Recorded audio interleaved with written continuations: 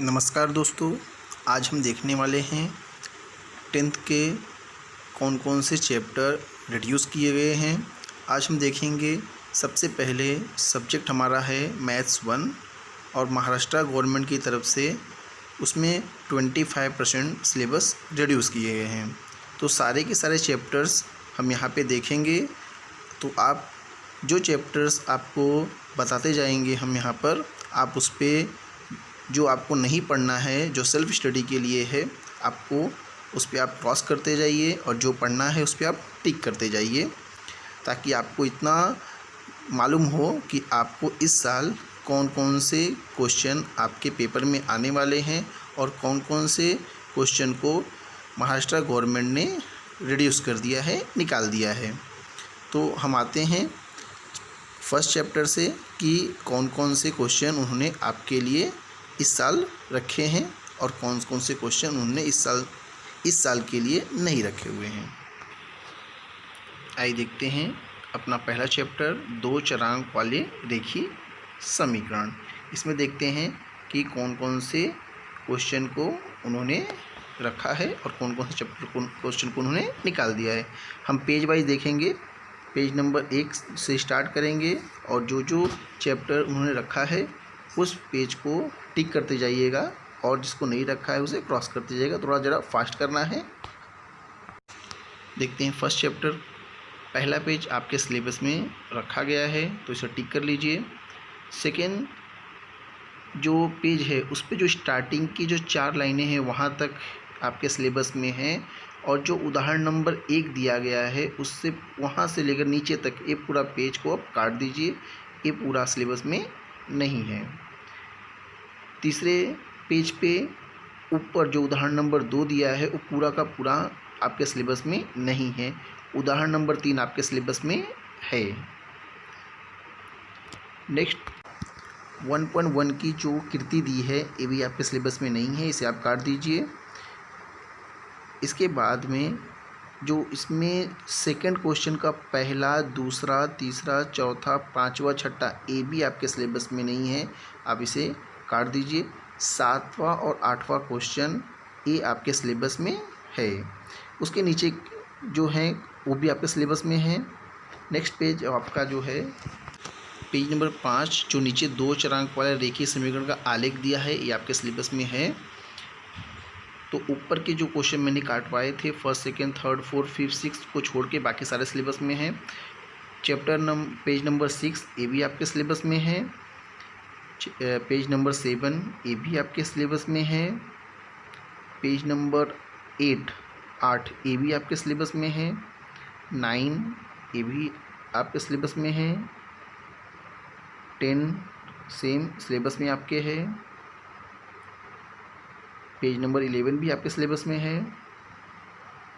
Page number 12 भी आपके syllabus में है। 13 भी है। पेज नंबर 14 भी आपके सिलेबस में है। पेज नंबर 15 भी आपके सिलेबस में है। पेज नंबर 16 भी सिलेबस में है बट आधा है, पूरा सिलेबस में नहीं है। उसके नीचे जो एक्टिविटी दी है उसे आप काट दीजिए, वो आपके सिलेबस में नहीं है। इसके बाद आप काटते जाइए। पेज नंबर 17 भी सिलेबस में नहीं है आपके। पेज नंबर 18 भी सिलेबस में नहीं है ये सारे क्वेश्चन। और पेज नंबर 19 के साथ साथ जो एक्सरसाइज 1.4 है ये भी आपके सिलेबस में नहीं है। तो ये सब क्वेश्चन जो पेज नंबर मैंने बताया उसे आप काट दीजिए, ये आपके सिलेबस में नहीं है। इसके बाद देखिए पेज नंबर 20, 21, 22, 23, 24, 25, 26, 27 इस सिलेबस में आपके है। पेज नंबर 28 में क्वेश्चन नंबर 6 के जो सारे क्वेश्चन आपके हैं 5 के 5 वो काट दीजिए, वो आपके सिलेबस में नहीं है और बाकी सारे क्वेश्चन सिलेबस में हैं। पेज नंबर 29 के भी सारे के सारे क्वेश्चन आपके सिलेबस में हैं। आइए देखते हैं सेकेंड चैप्टर में। देखिए यहाँ पे वर्ग समीकरण में पेज नंबर 30, 31, 32, 33, 34, 35, 36 ये सारे के सारे आपके सिलेबस में हैं। पेज नंबर 37 में जो 2.2 के क्वेश्चन बच गए थे नेक्स्ट पेज पे आए हुए उस सिलेबस में हैं, और उसके नीचे के सारे जो भी चीज़ें दी हुई हैं वो आपके सिलेबस में नहीं है। पेज नंबर 38 भी सिलेबस में नहीं है। पेज नंबर 39 में प्रैक्टिस सेट जो आपका एक्सरसाइज 2.3 है वो भी सिलेबस में नहीं है। हाँ, उसके नीचे के जो चीज़ें हैं वो आपके सिलेबस में हैं, जिसे हम लोग सूत्र विधि से सॉल्व करने वाले क्वेश्चन आपके सिलेबस में है रखे हुए हैं। पेज नंबर 39 पे वर्ग समीकरण हल करने का जो सूत्र यहाँ से ये आपके सिलेबस में है। पेज नंबर 40 भी आपके सिलेबस में है, 41 भी आपके सिलेबस में है, 42 आपके सिलेबस में नहीं है, और 43 में केवल जो एक्टिविटी देखिए ब्रैकेट में दी गई है ना, जिसमें लिखा है इसे पूर्ण वर्ग विधि से हल करिए, वो आपके सिलेबस में नहीं है। बाकी सारे के सारे पेज में जितनी भी चीज़ें दी हुई हैं, उदाहरण और आपका प्रसंग 2.4 ये आपके सिलेबस में है। पेज नंबर 44 और 45 आपके सिलेबस में है। पेज नंबर 46 और 47 आपके सिलेबस में नहीं है। पेज नंबर 48 आपके सिलेबस में है। ऊपर जो दिया हुआ सूत्र आपका है अल्फ़ा प्लस बीटा बराबर -b upon a, alpha into beta equal to c upon a आपके सिलेबस में नहीं है। और उसी पेज पे जो प्रसंग्रह 2.5 है उसमें पहले का जो तीसरा क्वेश्चन दिया है एक्टिविटी में, वो भी आपके सिलेबस में नहीं है। इस पेज में क्वेश्चन नंबर 5 और 6 आपके सिलेबस में नहीं है, बाकी सारे के सारे क्वेश्चन हैं आपके सिलेबस में। पेज नंबर 51 और 52 आपके सिलेबस में है। पेज नंबर 53 में क्वेश्चन नंबर 1 का जो 6 है उसे काट लीजिए, वो सिलेबस में नहीं है। उसके बाद पेज नंबर 54 पे क्वेश्चन नंबर जो 10 है वो भी आपके सिलेबस में नहीं है। अंकगणित श्रृंखला से किसी भी क्वेश्चन को रिड्यूस नहीं किया गया है, सारे के सारे क्वेश्चन आपके सिलेबस में हैं, तो आपको अंकगणित श्रृंखला के सारे क्वेश्चन को पढ़ना होगा। किसी भी क्वेश्चन को हटाया नहीं गया है बोर्ड की तरफ से। आइए देखते हैं आर्थिक नियोजन में कौन कौन से चीज़ें सिलेबस में हैं। पेज नंबर 81, 82, 83, 84, 85, 86, 87, 88, 89, 90, 91, 92, 93 ये सारे के सारे आपके सिलेबस में हैं।